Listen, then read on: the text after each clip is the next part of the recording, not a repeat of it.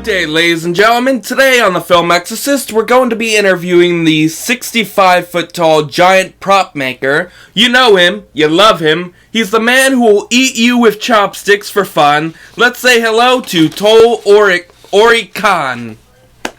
I'm assuming that's how you say it. Tol is fine. People normally don't get the pronunciation of that last one. So, totally cool. Before we start, tell the people about yourself. What can I say? 65 foot tall, former army engineer. Now I'm a surgeon here in Chile. Love making props as a hobby. Love having fun with tinies. Bit of a nerd. Okay, a lot of a nerd. And pretty much that's it. I mean, the common joke is that I have no face. That's why I wear masks. And that, I believe that resumes it all. Well, I can see that from your profile picture, which, guys, he is also a plague doctor. Well, considering all things right now, plague doctor seems to be, like, right. I mean, I have come with that face mask a couple of times in the ER, and some colleagues who said, "Damn right, dude. Damn right. It feels like it." Now, let's get started. So, how did you get into the size community, or when did you first realize you were into size play? Size play as such, I got into it by us, all of us, internet mostly. I was into a bit of a size when I was in high school. My second to last year, as my last year, and back in those days, I was not big. I was kinda short, and I got this tall girl that she was always like bullying me, using me to putting her arms on my head, and rest her whole body up top of her. Until that year, I went to the army. I was 15 when I went to the army, and when I came back, they all of a sudden all looked pretty short, small, and the joke was that she saw me on the first day of the class. She looked at from down and say, "Why did you become so tall?" And my case was instinctively say, "Why did you stay so short?" So that's how it started. Into size play, I got into by reading some fan fiction on Furrymock by Arlene Thornfera, and after that, well, the internet did the rest. I blame most of my size kink and my size predilections to Jitensha, because I got hooked up by her. One of the first comics, a short comic that she did, she was Memories of a Borrower, and just my mind blew away. Oh, no, this is so good. And the rest, we know how it degenerated. And well, I mean, Jitensha was the one that brought you to me. Yeah. So, she's definitely doing her job. She was the one who drew me in. She's definitely doing her job, bringing everyone together. Yep. She's building quite a community. Yep. So, next question. What would you say your favorite scenario would be? And also, if you could imagine your own, what would it be? My favorite trope by far is huge guy strolling down on a city, people unaware, and they all just happen to realize that I am making my way, looking for buildings, searching for cute girls, or to literally pick them up. No lines, or lifting roofs, having a bit of a dinner, a bit of a lunch on the way. I love stalking prey scenarios. But I'm not into the gore or the brutal stuff. I mean, gore is my stuff, but never going to cruel, never going to gore. I always think that once that I am full, they just pop again somewhere outside the house, and I will have to hunt them down again. So that's my cue. That is my stuff. At least that is the safe for work stuff. Ah.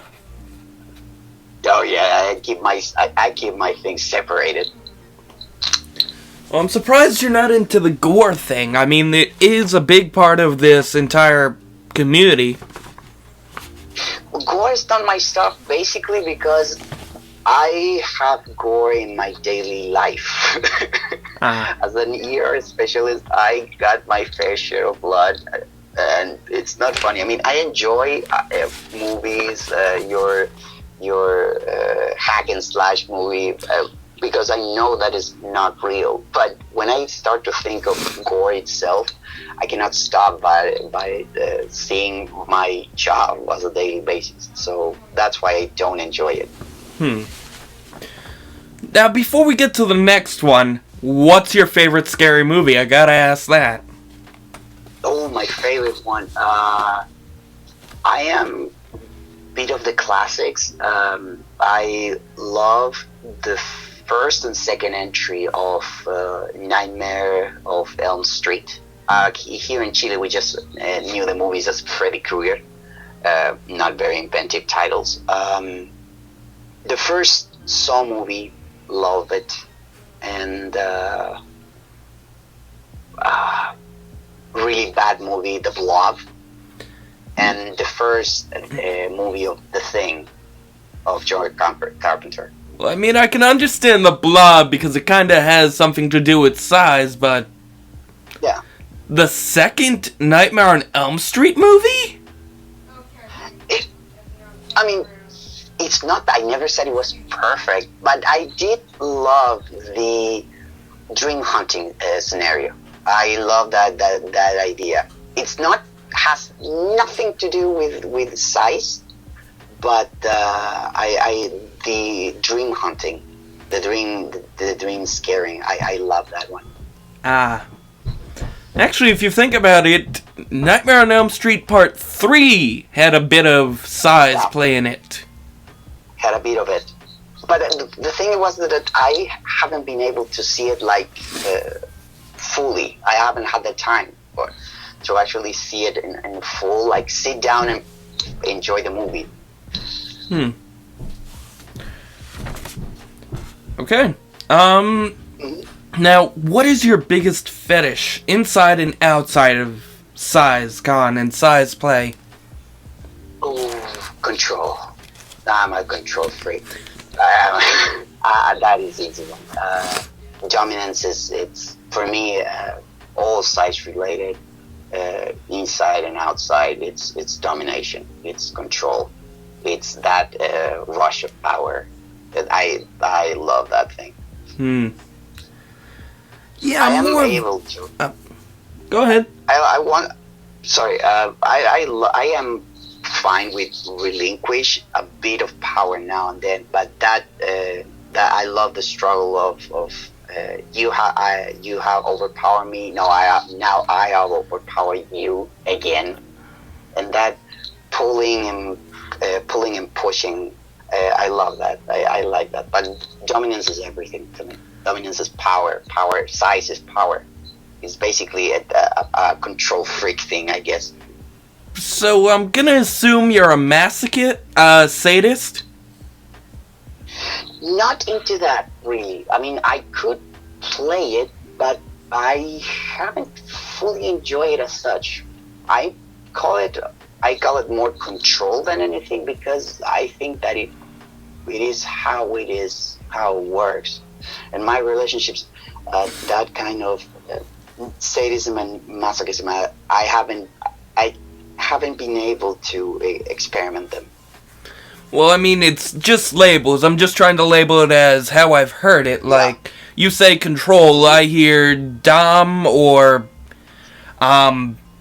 sadist, where Yeah. being controlled would be Yeah. masochist and submissive. Yeah. Yeah, I think that you could label it like that. I think you could label it like that. And this has been BDSM with Toll. Yep. Next question. What made you decide to create props and be a giant? Giant because I wasn't tall when I was younger, and now I am 6 foot on my daily life to not scare patients. Giant or not, I have to eat. And making props, I am a robot freak, robot fan, and building stuff and created stuff. It is something that I love. The usual joke is that I haven't been able to create a shrinking beam or an enlarging beam yet. However, I am working on making myself a larger body to actually go on a rampage. That is why you will see pictures of huge exoskeleton hands or massive jaws that I got around because I am trying to find a way to puzzle them all together into a single piece of suit that actually to make me even taller. So far I got almost figured out except for the body, because I got long arms, large hands, longer feet with base, a huge jaw from like a wolf or a dragon sort of thing. So when I say I'm building myself a giant body, I might ended up doing it, throwing myself one day into Size-Con in full costume. So like a giant exosuit, basically, is what you're saying. Eventually pulling myself inside of it. I always said, if I cannot build it, if I cannot grow, then I will build myself a body for myself. Sort of like that. Well, good luck on that. We're working on it. Okay, question 5. Any movies that influence you as a kid or any today? Movies. I think everybody will agree. I love Arrietty. I am a sucker for that. Borrowers are pretty much. Movies and series. I was a fan of the Rescue Rangers, and my eternal disappointment was that I have never seen the Rescue Rangers actually interacting with a kid. And I would say, why? And Ferngully. Is that the one with Chip and Dale? Yep, exactly that one. The old one. Ah. Yeah, that is kind of strange. They never had any interactions with humans. Yeah, despite they help or interact with the human world, they will actually never interacted with humans, which I find it sad. And I think that's it. I'm trying to think about it to something more size-related, but I think that's it. Yeah, well, you brought some new ideas here. I mean, most people have said The Incredible Shrinking Woman. I think Giantess Crew said...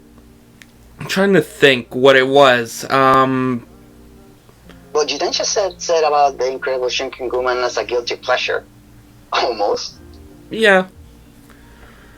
Yeah, but a lot of people haven't been talking about, like you were saying, Arrietty or anything like that. They've gone through a lot of the older movies, is what I'm trying to say. Arrietty is something that I enjoy now that I am fully inside the community. But older things, actually, I was... The Attack of the Giant Men was one good movie that I like it. There was a movie like that? Too. What? I didn't know there was a movie called Attack of the Giant Man. I can't remember if it's The Attack of the Giant Man or just The Giant Man, but it's an old movie, black and white, with a bald giant guy that was just keep growing and growing. The other one, the old kaiju movies, I'm a sucker for that too. Giant monsters is my thing. I don't have anything to say about that. Okay. Who's your favorite giantess or tiny writer or artist? And I'm excluding Jitensha because you already said her. Okay, on the giant side, I will have to say at Arlene Torfera. She's a writer. I met her work in Forimach with size, predator dominance stories. She still writes. I follow her on Twitter. It's one of my favorite writers. And then my second giantess, that will be Tasha Burley. She does some cool art and some cool pops. And my favorite tinies, I would have to say, with my oldest friend in the community, which is Tiny Super Vicky. We met in Tumblr before the Exodus, and we have been friends from a long time now. And funny thing is that we have never met face to face. We have only known by pictures or talking. I have never been able to go to SciCon for my job. And my second small favorite, it's I don't want to get. I'm going to be. There's going to be angry people behind me, but that will be Miniature Mallow, because she makes me laugh a ton, and she always makes this mix of cute, giant, tiny situations, and I always say that she spoils me because I say a dumb idea, and she makes a doodle of it, and I was like, this is the coolest thing ever. And she's always like that. I have never been able to meet her, and I hope that one day, if I finally go to SciCon, I will actually meet her to thank her all those doodles. Maybe you could send me a few links to these people. I could check them out, and maybe our viewers could too. Sure, I'll send you the links. Okay. Now, I guess I can't ask this question because you literally just said you've never been to SciCon. Mm-hmm. So... Sadly, I have been. Oh, you have? No, sadly I haven't been able to go to SciCon. It's always a problem in my vacations and to make it match with the dates of SciCon. Have you tried the SciCon Mini, the virtual route, the virtual one? I tried it. I came to know about it actually very recently, so I feel ashamed that I didn't know, and I've lost. And I was like, there is a virtual one, and nobody told me. I feel so dumb right now. It's fine. I mean, we had someone in the community who came on like right after it ended, asking, when does SciCon start? And it had already started like 3 days ago, and supposedly he's saying that he paid for it and never showed up to anything because somehow he had no clue what was going on under his nose. Oh, that sucked. Yep. Okay. Now let's talk about your pictures and posts. What can people expect next from you? Actually, I'm ashamed to say that I believe that I have problems to take some new pictures, because normally I was taking some in the hospital when I was in my free time, but with the COVID, the new security measures, I don't try to try on that safety first. As for pictures, well, I don't know if this is a good news in the end, but I have a new camera. I have been fooling with it the past 2 days. It's actually a bite-sized camera because it's no larger than your thumb. And it's pretty cool. It can take stills, wide lens videos, and slow motion. And I'm officially a sucker for slow motion. So most likely I'm going to have videos, short videos, and boring pictures very soon, once I get the hang of it. Well, if you ever need a model or someone to do, like, online virtual shit with, I'm here. That will be so cool. I'm not going to deny it. I'll need to eventually learn how to do it. I always dream would be able to make like a small VR scenario where you can actually watch in VR a small board. Well, I mean, there is, I think it's called Sizebox, and then there's VR Chat. But those are make it for 3D. What I want to do is it's actually make 180 degrees video when you can actually just follow the ride in this cardboard VR sets, when you can actually just look around and see you being bored in less than in short words. Well, someday. Yeah, I need to learn that. Now I gotta think of new questions to ask you. Unless you've got some for me. No, I have no. Go ahead, ask away. Have you ever thought of shrinking? I actually make the joke or the prank that if someone says on Twitter that you're shrink, and I haven't figured it out, I have been shrinking down. Kid, one makes that joke, and I was mad about it because everybody that normally are my normal meals become huge, and they say, "Yay, it's my turn to eat." So that goes pretty south, and I can picture myself running away like, "Not again." Dude, you're getting me excited just hearing these. That's why I'm really careful on where do I answer. Because now you're shrink. I say I put like, but I don't answer anything because last time it went really poorly. Well, try it on Twitter. It might be safer. It was on Twitter. Not safer. Well, lucky you, I haven't been able to find anyone to do any of that stuff with. There's too many normies. Well,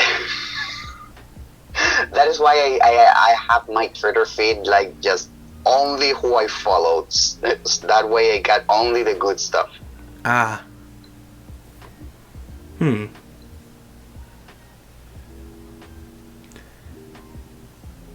got nothing. I'm serious. I had the questions I had, and usually, like with Jatensha, it turned into a huge conversation. And now I feel really bad because I cannot think of any other subjects. I mean, most of what I do is either science related with pictures because I have no skills in drawing, especially after I got shot in the hand, and so I have my pops and my props, and I normally mix the two of them in order to make pops and pictures.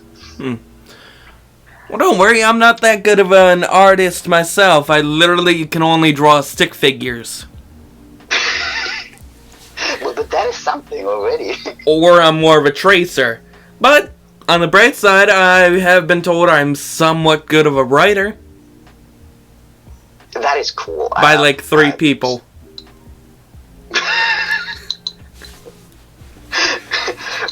I enjoy a good story. I can picture a good story in my head, and I let my imagination fly. Yeah, Sometimes, but these might be a bit out of your league because, like you said, you're not into gore.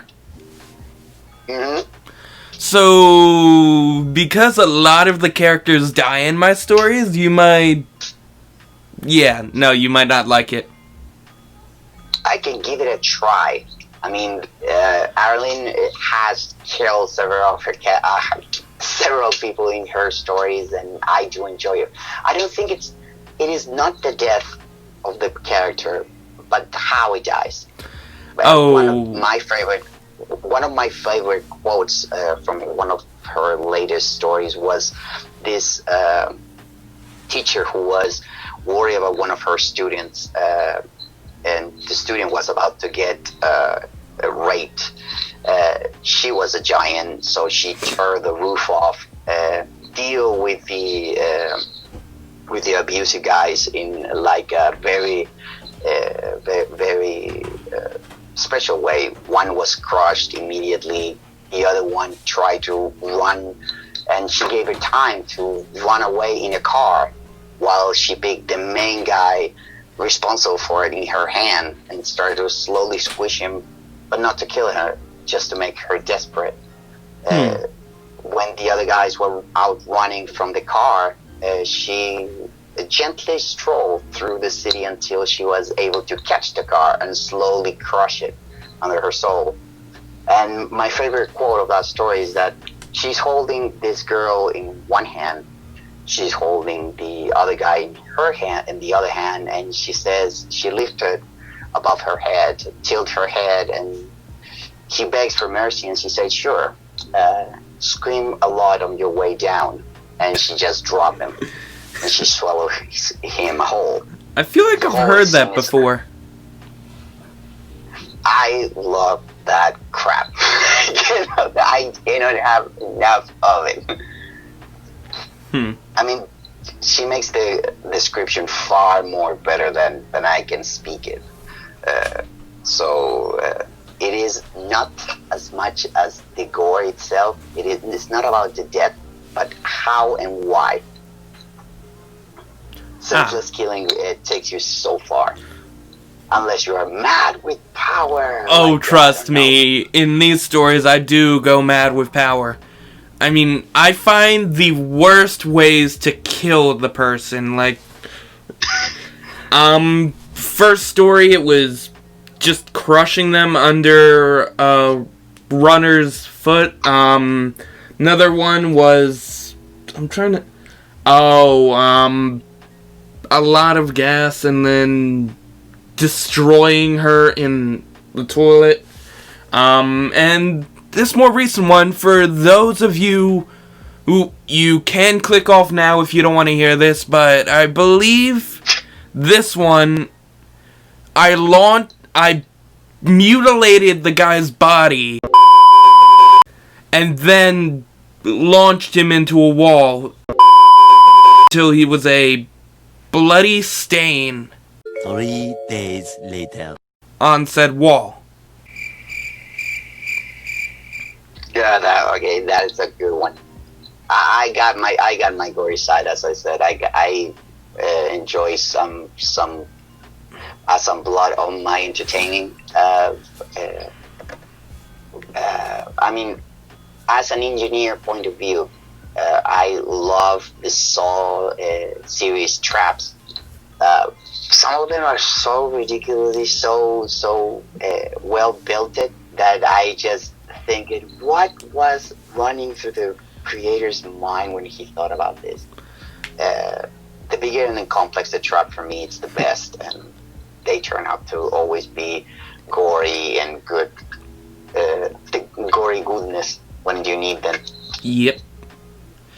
But there is one thing I can't do. I've noticed right now that I'm trying to experiment with, but I'm having trouble getting into it. It's a new commission from someone, and they want me to do, like, a mile-tall woman destroying a city, and doing it mostly from the citizens' point of view. Perspective. Basically. It is so hard. It is so hard to perceive something massive, consider destruction. The only way that I can imagine it as such, it is. I remember those army exercise wars where desperation, running, and screaming and shouting goes everywhere, and you actually don't know what's going on. You don't fully grasp the entire situation, how to grasp everything. You hear the explosions, you feel the others running, you see everything that's going on, but you fully do not understand. Now, from the side which is attacking, which is I have seen on both sides in the exercises in the army, is that you're on a hill launching artillery pieces and shooting. And you see, wow, look at that. Did you hit this? No, I didn't hit it. Are you sure? It looks like you hit it. Let it try it again. Run about. Okay, now you hit it. So I think that probably is like the best way to understand that is that people seeing the destruction, seeing this massive figure above their heads, buildings crumbling, a noise or a booming noise from the laughter, the giggles, ground breaking, scattering around, tremors, and the glasses raining everywhere while she just accommodates herself or just twist an ankle. I don't know. Okay, before this turns into another Jatensha video, I think we need to close this out. Yep. So if not, we could speak of scenarios of an hour or so. We could. So yeah, you guys can find my new story on my DeviantArt, Vanden Palmet. It's called Jealousy is a Real Gas. And yes, it's supposed to be a joke on the girlfriend's point of view of the story, which I do admit it is a terrible joke. But anything you'd like to promote? Well, besides your stories that I am going to start reading, because besides all the everything, take care of yourself, guys. From a medical point of view, I cannot stress this enough. No matter the country that you are, you need to take care of yourselves, pretty much. Follow the accounts are going to send links to the people that I follow and inspire me, and that's it, I think. Okay. Well, you heard it here, guys. We'll see you next week with maybe another anime. If not, we may finally get our interview with Seto and Kosti. So, have a great night, guys, and have a great night, Toll. Thanks, man. Thanks a lot.